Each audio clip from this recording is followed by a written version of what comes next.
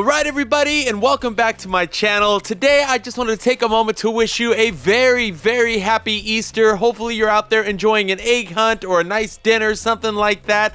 But whatever you're doing, I hope it's a wonderful day for you and those around you. With that said, I thought it would be fun to take you through a couple clips of how I put together my Easter village. This village here has been passed down from my grandparents some years back, but it was also the village that I helped them with growing up when I was still in diapers. So this goes full circle for me, and this is also the first year where my son, who is now a little over 2 at the time of filming this video, who helped for the very first time put together a village, so the tradition is definitely carrying on. So with that said, let's take a look at how I went from this to this. Let's get into it.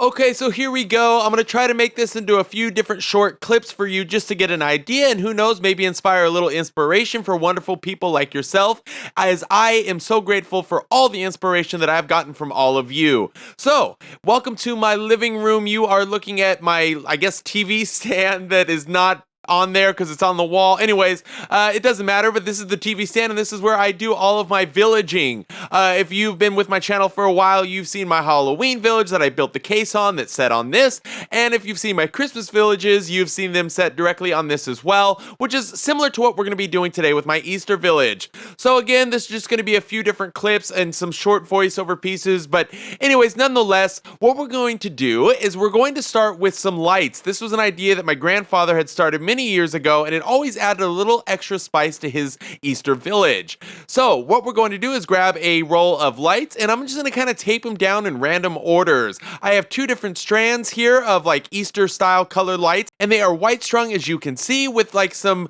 I guess, bright Easter kind of colors, like, you know, some greens, yellows, pinks, things like that. I do want to note that these older style bulbs get extremely hot, so please be very cautious of anything that touches them. If I was going to do this again, I would use LED lights, but because these are the ones that were passed down for generation, I will continue to use these until I cannot use them anymore. But if you want to do something similar, I'd recommend LEDs because they are a lot cooler, but either way, of course, it's at your own risk, so just be cautious of what you use. Okay, so the next step in the process was just putting the houses in place. My lovely wife went ahead and did that for us here today, and it doesn't matter if they sit perfectly flush or not. Sometimes if they have a little tilt because they're on a wire or something like that, it's totally cool and adds a little character to your village in this specific case.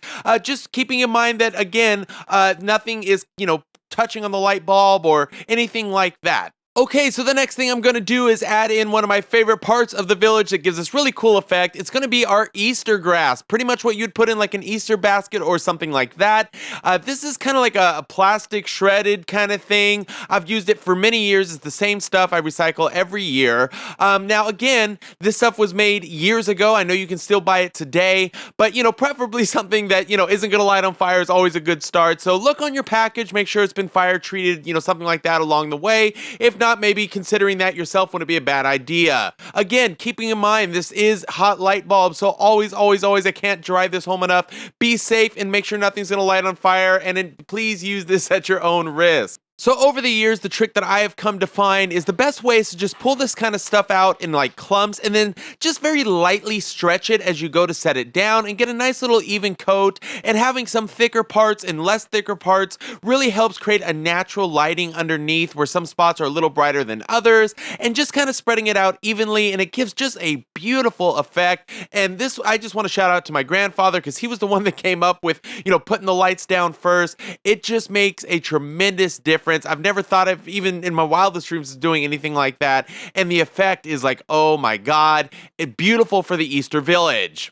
Okay, so now that we've got our grass in place, our houses in place, everything is plugged in, let's get to another fun part, the figures. Now, you're going to see in my specific case that we mixed in everything from Easter figures to really like oversized statue of Easter figures like bunnies and different characters, and really did a full mix. In my Easter village, I love to kind of just have a real wide range. I don't necessarily go for scale 100% on this one. This is just a fun village to kind of fill in the off season and enjoy the wonderful Easter season. Maybe hang some decorations around the house to kind of tie things in, but overall, as you can see, it turned out absolutely stunning. This village is years and years and years old. I don't even know where he bought these over the years. I'm gonna assume maybe something like a Rite Aid or a CVS. That's probably been the only thing that would sell these, because I've never seen them at like a Michael's or anything like that, at least here in my area.